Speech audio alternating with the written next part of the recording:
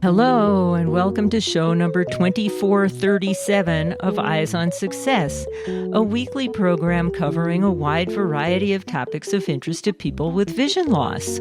I'm Nancy Goodman Torpy. And I'm Pete Torpy. Well, we spoke about Top Tech Tidbits. We spoke about Access Information News. It's been great. I just wanted the opportunity to kind of talk about it, let the community know that these resources exist, because our reader base is growing and we want to keep it growing. And I'm very pleased to be involved with the project. I really am. And we certainly want to make sure that our listeners were aware of these resources, because I've used them for my go-to resources for many years. And we've even gotten many show ideas from these resources. If you're not already familiar with Top Tech Tidbits or Access Information News, you might want to learn more about these informative newsletters and websites.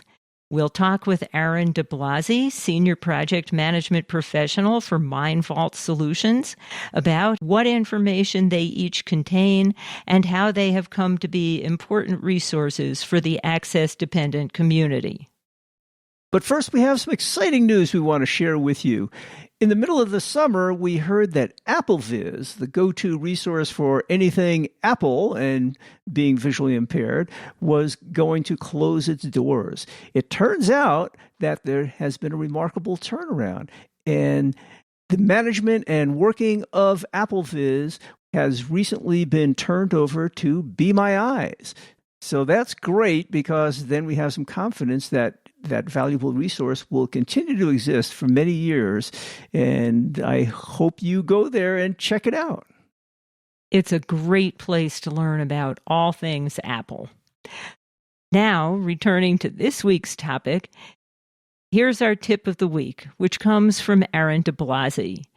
We learned a lot of things we didn't expect to learn from our conversation with Aaron, and you may find this tip very helpful. Do you have a tip of the week? Yes. I have a tip of the week. It's an AI tip of the week, if that's okay. Sure. Okay. You go to your favorite AI assistant. Let's say it's ChatGPT. That's mine currently. And you want information about a topic. So the very first thing that you should do every single time that you enter ChatGPT is use the following phrase: tell me everything that you know about blank. Now, the reason that you should start every single query that way, whether that's what you want to actually know or not, is because what it does is fills the logic memory with the vector database series of queries that you're looking for. I don't mean to get overly technical on that, but it basically pulls the information into memory. Once the information is in memory, you can then begin asking questions about it. You will get much more robust and refined answers than if you just asked without asking that initial priming question. Oh, so that can be a big time saver. Oh, it's huge. And make it much more efficient to get the answers you're looking for. What it does is actually makes the answers better. If you were to just open it up and ask a question, how do I repair my sink? For instance, it's going to give you very general and sometimes hallucinated answers because the question is so general. But if you say, tell me everything that you know about fixing a sink, it pulls all of that information into that conversation, into the vector memory, and points to it. So now when you say, my sink is broken, look at this photo and tell me how to fix it, it's going to give you a much more robust answer than it normally would have because that information is present. It's called priming. So if you prime your AI model first with the question, tell me everything that you know about X, it will give you much more robust answers than you would get otherwise. I play around with a lot of these AI tools, and I've noticed that it really makes a big difference as to how you prompt these. They talk about prompt engineering, and I can see my answers getting better and better as I'm learning how to put in better queries. It's everything. Right now, it's everything. I even have one more if you'd like. Go for it. Sure. Okay. Don't create prompts yourself. Let ChatGPT create the prompt for you. Ask it questions. Basically, you're going to tell it, you're going to create a prompt for me, and here's what I want the prompt to do. And its prompts will always be superior to any prompt that you can write because they'll be more lengthy, they'll be more contextualized, and they'll be more thorough. So ask ChatGPT to write the prompt and then run the prompt in ChatGPT. The only trick is don't write a prompt in ChatGPT and run it in Gemini. You can do the same trick in Gemini, just use Gemini to create the prompt and run the prompt, because they have different vector databases. So you wouldn't want to crisscross them because it'll give you some odd outputs. But it works really, really well when you use the same LLM. Great tip. Thank you, Aaron. Well, thank you. I hope our listeners find those useful. I hope so too. You are listening to Eyes on Success. Success, success, success, success, success. Let's start by meeting Aaron and learning about his company, MindVault Solutions, LLC. My name is Aaron DeBlasi. I am the Senior Project Management Professional for MindVault Solutions, which is a digital advertising agency that I started in 2004. I'm a computer engineer by trade, believe it or not. I segmented into journalism on my way to a job at a place like Microsoft, where I was intended to be in an office for 30 years, but instead I segged into journalism and started my career with the American Machinist and Machine Design magazines in Cleveland, Ohio, for Penton Media magazine back in the day when they were still Penton Media. And I ran this company from 2004 until 2007. And I guess we can kind of stop there because that's where Top Tech Tidbits begins. What is the origin of the name MindVault? Very interesting, isn't it? I had a discussion with some people back in 2004, and we were trying to understand exactly what service we were providing to clients. And the services that we were providing were essentially information we were storing for them, information that we were generating for them, information that we were creating for them. So we thought of it as a vault, and we also needed a name, obviously, that was unique and that was not, branded by anybody else. So we came up with MindVault Solutions, which are essentially what we sell, Ltd. We'll talk in detail about some of the publications that are specifically geared towards the visually impaired later on and how you got into that. But you do other things. Give us a quick summary of what MindVault Solutions actually does. Certainly. We're a certified digital marketing agency. We have been since 2004. Basically, we bring businesses cutting-edge digital marketing technology on an outsourced level. So if you have no employees, if you have no money to do it, if you have no expertise in-house, you give us a call, you hire us. Basically, we become a faucet, and you turn that faucet on or off for whatever you need. And those things could be website design, email newsletter distribution, SEO, graphic design, flyers, print, you name it. Anything that you can think of that has to do with marketing, we do it. But we do it on an outsourced level as you need it, basically. And roughly how big of an organization is that? Well, I'm the Senior Project Management Professional. So we have 7 people all over the world, and I manage these 7 people, and these 7 people in turn have client rosters of their own. So all told, MindVault probably serves around 70 people all over the world. Great. Yeah. Those would be businesses and organizations. We don't really serve people too often. Eyes on Success connects corporate sponsors with visually impaired listeners around the world. More information about becoming a sponsor can be found at www.sponsor.eyesonsuccess.net. This week's focus topic is the weekly newsletters Top Tech Tidbits and Access Information News, each of which is also available as a website. Well, Aaron, in the introduction, you mentioned the name Top Tech Tidbits. Yes, sir. And many of our listeners should be aware of that. I certainly hope so. And if not, I hope they will be after today. I was going to say, if they're not familiar with it, they should be. But give us an overview of the publications of interest to people who are visually impaired that you are posting these days. Certainly. We'll start with Top Tech Tidbits.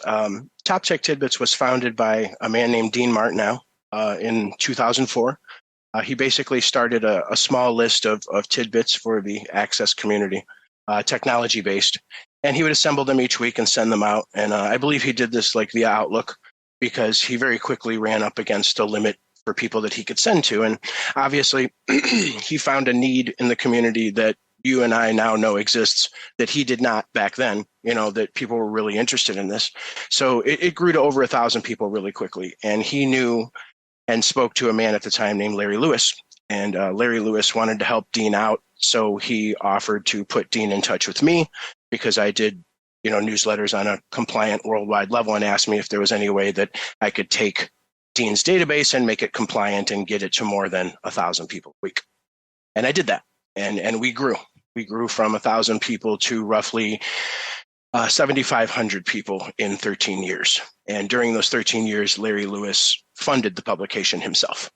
And during that time, what I learned running the publication for him was that the Access community sorely needed a way to reach the community when it needed to, especially businesses and organizations, nonprofits, even folks like yourself that wanted to advertise or reach people. There was no way to do so.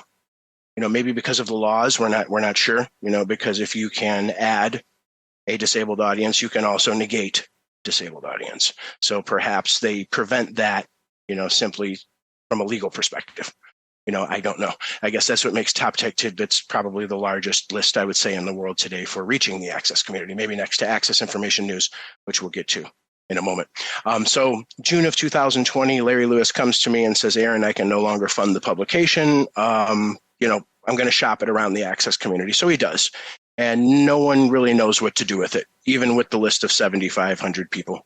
So he comes back to me and says, Aaron, what do I do? Do I trash it? Do I, I can't afford to keep it going.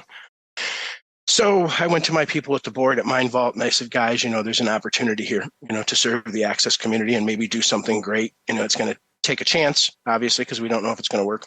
But I thought that a sponsor structure would work, simply because businesses and organizations could not reach the Access community, and the Access community in turn could not reach those people. So I thought if we put something in place that allowed them to synergistically reach each other each week, they could fund each other and keep the publication going. And that seems to have worked. Here we are in 2024. We've got 22,000 readers per week, 23 sponsors on Top Tech Tidbits. One more will be its cap. We only need 24 because they're not for profit. So once they meet their cap, they just stay where they are. So we're very happy about that. So you mentioned Larry Lewis and Dean Martineau, and we've actually spoken with each of them. And for anybody who wants to hear the early history of Top Tech Tidbits, we did shows on that a long time ago, but we will have links to that in the show notes for this episode. Okay, great. Were you friends with Larry and or Dean before then, or did they just come to you as a MindVault Solutions out of the blue? That's actually a really great and interesting story. I met Larry Lewis. He got off of a bus on Mayfield Road in Cleveland, Ohio, and my Taekwondo instructor asked me to go get him. He said, we have a new student today. I didn't know Larry was blind. This is how my Taekwondo instructor liked to work. So I went out to the bus stop. I waited for this man to get off the bus, and he's completely blind. And he grabs my arm and he says, hi, I'm Larry Lewis. And I basically trained with Larry for the next 6 years until Larry got his black belt. And he moved on to much better and greater things. And I think eventually got a black belt in Brazilian Jiu-Jitsu as well. I mean, he did amazing things. But Larry and I were friends for 13 years. We lived only a couple of blocks away from each other. We would, go to each other's house and watch fights. And, so we did business together. That's what made him come to me when Dean came to him. And what color belt do you have? I have a 3rd degree black belt in Taekwondo. I trained with Grandmaster Muhan Kim for almost 19 years to attain that, and then he retired. So I retired when he retired. So you've taken this effort on, and you seem to have a great passion for it. I do. Have you had any interactions with people who are visually impaired or disabled in the past, or is this just something you fell into? Well, both. I have had interactions with people in the past, but I did kind of fall into it. I mean, in the sense that for the 13 years that I ran the publication for Larry, and I can even say this on the podcast, it's okay. I mean, Larry didn't speak to these people often. I did. So I understood their concerns. I understood what they wanted and what they needed and what they weren't getting. And just at the time, Larry was burnt out, and I don't blame him. It was 13 years he funded this publication. It was very expensive. And a lot of the community, as sometimes is not very nice, and that kind of adds to it. So he was a little despondent at the time. So we talked a lot about Top Tech Tidbits, but we really haven't talked about what it is and what's in it and why it's important to people like myself. Well, it's very important to people like yourself, I think, and I'm glad I'm talking to you specifically, because there are no other publications that address these issues in the way that we do consistently every single week. Well, that's a good point. I mean, much of what I learn about my assistive technology, it's when I network with people on the web through these forums or through these communication methods. That's what I learned too. And that's what I learned from 13 years of speaking with readers, going back and forth saying, Aaron, this is what we need. No, Aaron, this is what we need. And we would take it up. That's how we got events in there. And that's how we eventually got directories put together. And people wanted, specific directories for things so they could quickly go look, a newly blind person, for instance, they've never been blind before and they don't know where to start. Are there guides? Are there places that I should start? What technology do I use? How do I choose? Questions like that. So we would do our best to try to gear the editorial towards answering those kinds of questions for people on a weekly basis. Again, keeping this information fresh. So basically, you're scouring these information sources, and every week you come out with a list categorized in different sections. Actually, the way it works is every single tidbit that we put out is voted on by three people. Myself, John Hanlon, who's an attorney, and Jenna Lang, who's an advocate for the United States government. So all three of us, we just have a remote bin. It's called the Bits bin. We use AI and all types of other things to aggregate news that goes into that bin. And then we just all day long vote them up and down. And it takes 2 out of 3 of us to get them published. And basically we're just looking for information that informs the Access community and not just blind people, which is where Dean started out, and that was kind of his focus, was blind and low vision at the time. But there's so many deaf people out there. There's so many people with mobility impairments. There's so many people that need prosthetics that aren't getting them the way that they want them, and they want to speak about it. So the publication has kind of grown to encompass a greater range of disabilities than it ever started out with. And it's also grown to include different categories besides just informational. You have a category of surveys and podcasts. And can you review what categories you have? Yeah, sure. Well, obviously we have the news. And then after the news, we have the featured events, we're trying with the featured events only because they take a lot of time, so we've kind of pulled back on that a little bit to do the news a little better. But we've got featured events. We've got a list of directories, which readers have asked us to put together. Those include podcast, listserv, YouTube directory, and all of these are access specific or blind and low vision specifically, so to speak. And then at the end, we have classified advertisements, which are our sponsors. Now, normally people say, oh, advertisements, oh my God. But actually, people find them very useful. They find promotions. They find discounts on way around tags. They find discounts on ARIA promotions. It's kind of a decent place to shop now, so to speak, and informative and great for the sponsors and great for the readers. So, and that's the last section. After that is just a little bit about us, the editorial team, what we do, and how to sign up for the publication. One category you didn't mention that you always have at the top is the 5 items from last week that got the most clicks. Yes. And, for anybody who finds the Top Tech Tidbits overwhelming, because at this point there are dozens of items in there. There are, yeah, maybe more than dozens, yeah. And what else I think makes it unique is its statistics, right? I mean, it gives you a view of what's important to the community at a glance. Just what 5 things last week did the community click on the most? So this is what they're thinking about. And I just think that that's powerful. We do that in a couple of our other newsletters as well. It's just 5 items just to see what the community did on a weekly basis, I think is a great feedback tool. And not only is it informative to me in terms of learning about new access technologies or even using the ones that I have in a better manner, but we often get show ideas from there and interviews with people. Oh, I'm so glad to hear it. The networking, Pete, is incredible. I'd say I spend probably a good hour a day on LinkedIn, just talking to people that, sometimes it's just readers. Aaron, where do I go? I'm losing my vision. I'm this, I'm that. I'm an Apple user, or I'm an Android user, or I don't want to use an Apple or an Android. Aaron, what do I do? I'm qualified necessarily to answer that, but I do my best to do so. And over 13 years, having answered the question so many times, we've gotten pretty good at it. So we point people in that direction, a lot like AppleVis, but only for Apple people. We can do the same for Android or for somebody that only wants to use a Perkins Brailler or, you name it. And it's great that you found a way of monetizing such a service, because that's not easy to reach a number of blind people around the world and keep it going. Most of these are volunteer efforts, but with the way you've managed to monetize it, it's probable that it will go on for a very long time and sustain itself. I certainly hope so. And Pete, thank you for saying so. I'm very proud of that. Yeah, I wasn't sure that in the beginning. Everyone said Top Tech Tidbits can't be saved. Aaron, let it go. And I didn't think so. And I thought there was a way to save it. And it just worked out so wonderfully. I'm very proud of it. So Top Tech Tidbits grew and grew and grew and eventually became so large that you had to move to another publication. Maybe we can talk about that. I guess to seg into, publication number 2, Top Tech Tidbits, in fact, did so well that in November of 2022, we met our international character limit. Every newsletter has a character limit in particular countries because that's a spam limit for them. So if you pass a certain number of characters, they just automatically label you as spam. So there's no point in sending your newsletter. So we had reached that limit, and we were fighting every week to send out the amount of information that we were. So we decided to split off the newsletter into a new newsletter. And at the time, that section was called Access Information News. And the basic difference is that Top Tech Tidbits is focused on access technology, very specifically. But there's a broad category of other access information that people want to know.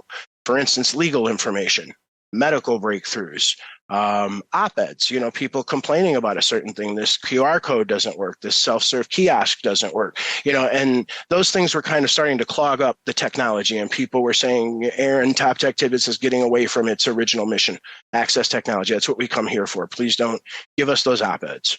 Please don't give us that legal and medical information. So we decided to, spin it off into Access Information News. And now it's its own newsletter. It goes out every Monday morning, whereas Tidbits goes out every Thursday morning to give people a few days to, soak up the access information news before they go on to kind of the advocacy and the op-eds and kind of what's going on in the community. It's kind of a pulse of the community type of newsletter. It's what it's turned into.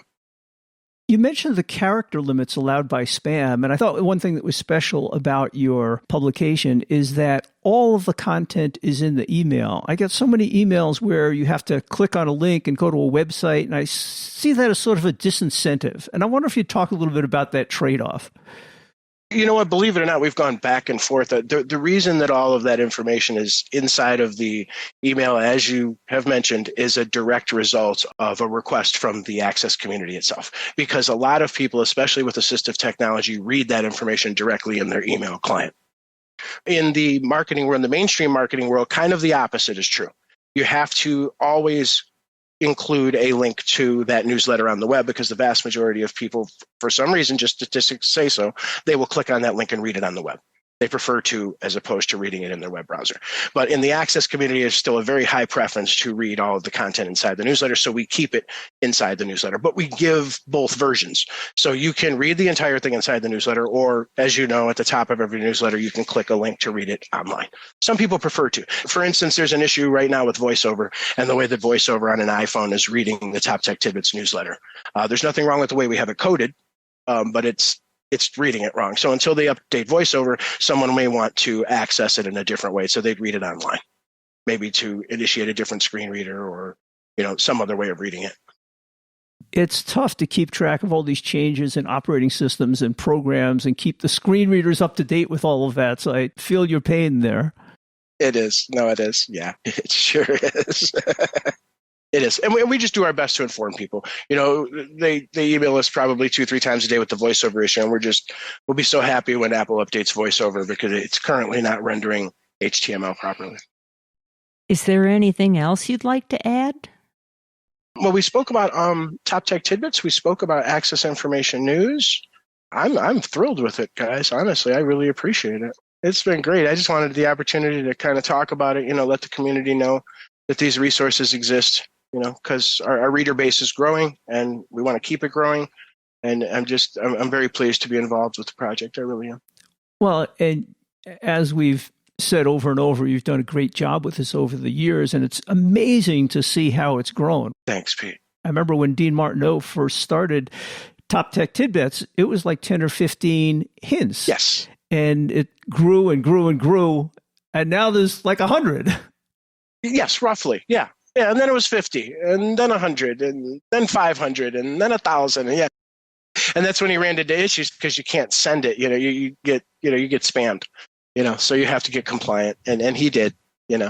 So I'm very thankful to him. It's a wonderful resource that has continued in the community. Yeah, running the site is a whole different endeavor, Pete. I'm sure you guys know. You run a podcast. You can only imagine what it's like running an entire site full of people and people yelling at you every day. And that's why we've never done a forum. People have asked me for a very long time for Top Tech Tidbits, Aaron, will you do a Facebook group? Or it's just moderation. Moderation is what kills you. We don't have the time for it. Yeah. We don't have the time for it. Well, I thank you for what you do, and Top Tech Tidbits and your Access Information News are excellent ways to keep up with new technologies, what's new in accessibility, et cetera. And I'm glad to know that you've found a model that will keep it going for a long time. So are we, Pete. Thank you for saying so. Really appreciate it. You are listening to Eyes on Success. Success, success, success, success, success.